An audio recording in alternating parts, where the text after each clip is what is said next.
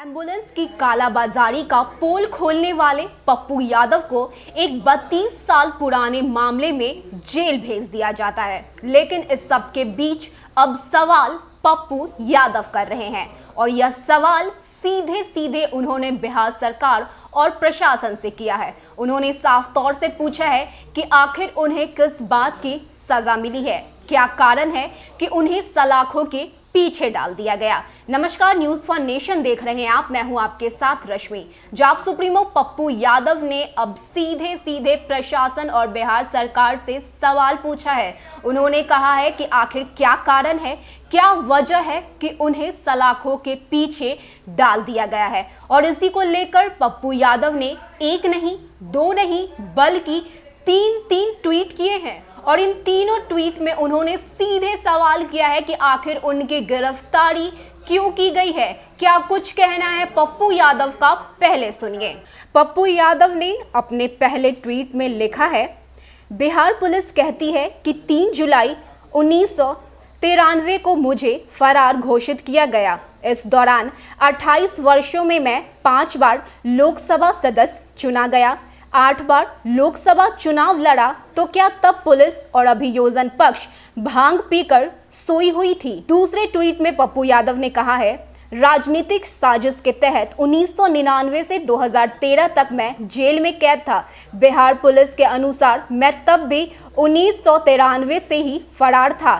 क्या पुलिस प्रशासन एवं अभियोजन न्याय व्यवस्था के साथ मजाक कर रहा है। तीसरे ट्वीट में पप्पू यादव कहते हैं, 2013 में मुझे माननीय पटना उच्च न्यायालय ने बाइज्जत बरी करते हुए जेल से रिहा किया था। अगर मैं किसी मामले में कथित तौर पर तब 20 वर्षों से फरार था तो क्यों गिरफ्तार नहीं किया था। क्या बिहार पुलिस उस समय अंग्रेजी शराब पीकर मदमस्त थी। तो यह सवाल पूछा है कि पप्पू यादव ने कि अगर मैं फरार था तो मेरी गिरफ्तारी उस वक्त क्यों नहीं की गई थी। मुझ पर जो आरोप लग रहा है, ऐसे में प्रशासन अब इस बात को साबित करे कि तो मैं फरार कब हुआ, और अगर मैं फरार हुआ भी तो मेरी गिरफ्तारी उस वक्त क्यों नहीं की गई। और इसी को लेकर अब पप्पू यादव ने सीधे प्रशासन पर सवाल उठाया है कि क्या प्रशासन भांग पीकर सो रही थी और यह किस तरह की व्यवस्था है कि मुझे अब गिरफ्तार किया गया है जब मैं जनता की सेवा कर रहा हूं। आपको बता दें कि पप्पू यादव ने राजीव प्रताप रूडी के घर एम्बुलेंस छुपे होने के मामला को उजागर किया था। उन्होंने बताया कि किस तरह से रूडी के घर में एम्बुलेंस छुपा हुआ है, जिसके बाद से यह राजनीति पूरी तरह से गर्मा गई। लगातार विपक्ष और सत्ता पक्ष के लोगों के बीच बयानबाजी तेज हो गई। लगातार पप्पू यादव के समर्थक भी सड़क पर उतरकर उनके रिहाई को लेकर मांग करने लगे। यह तमाम राजनीति हुई सिर्फ और सिर्फ रूडी के घर एम्बुलेंस मिलने के बाद से।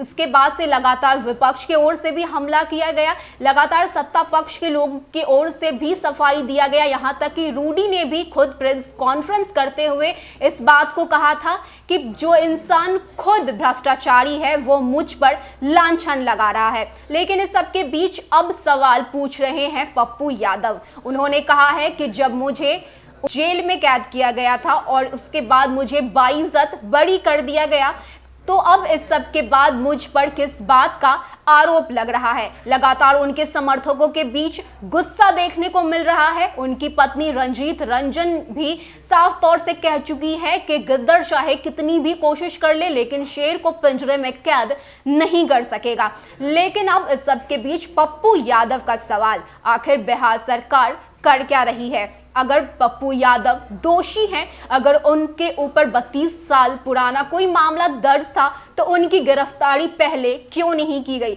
यह सवाल पूछा है पप्पू यादव ने। यह सवाल कर रहे हैं पप्पू यादव के समर्थक, पप्पू यादव के चाहने वाले कि आखिर पप्पू यादव की रिहाई क्यों नहीं की जा रही है। बीते दिन पप्पू यादव के बेल याचिका को भी खारिज कर दिया जाता है, जिसके बाद उनके समर्थकों में दुख का लहर दौड़ गया। उनके समर्थक दुखी नजर आए। उनको लग रहा था कि पप्पू यादव रिहा हो जाएंगे। हालांकि पप्पू यादव की तबीयत भी खराब है और इस सब के बीच पप्पू यादव का डीएमसीएच में इलाज भी चल रहा है।